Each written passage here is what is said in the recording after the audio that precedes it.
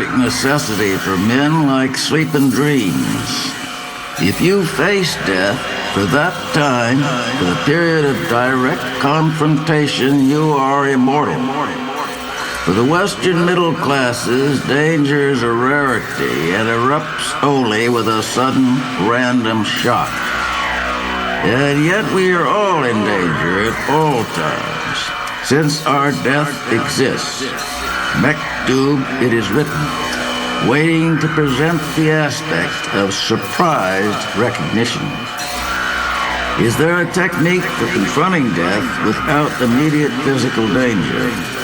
Can one reach the Western lands without physical death? These are the questions that Hassan I. Sabbah asked.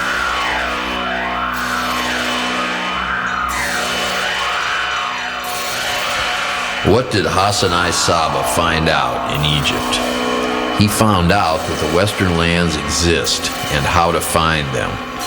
This was the garden he showed his followers. What was Hassan I. Sabbah like? Who was he? For the last 40 years of his life, Hassan I. Sabbah occupied the mountain fortress of Alamut in what is now northern Iran. From Alamut, the old man dispatched his assassins when he decided they were ready and their missions necessary. It is said that he could reach as far as Paris.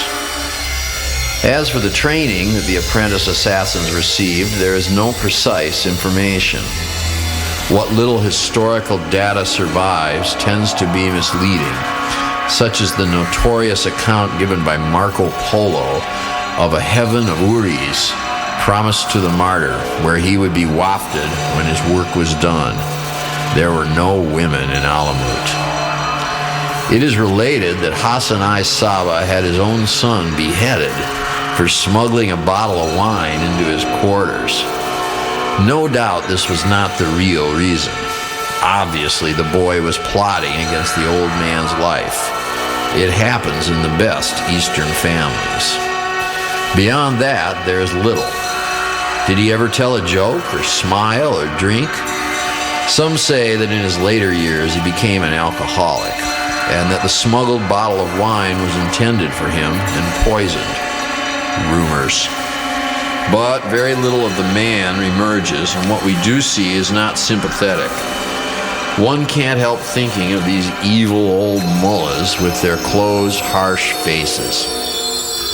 I mean that his personal life, his habits, his eccentricities are completely occluded. This may well have been deliberate on his part. Oh yes, I knew him personally, but I never knew him at all. He was a man with many faces and many characters. Literally, he changed unrecognizably from one day to the next. At times, his face was possessed by a dazzling radiance of pure spirit. At other times, the harsh gray lineaments of fear and despair gave notice of defeat on some battleground of the spirit. Battles are fought to be won, and this is what happens when you lose.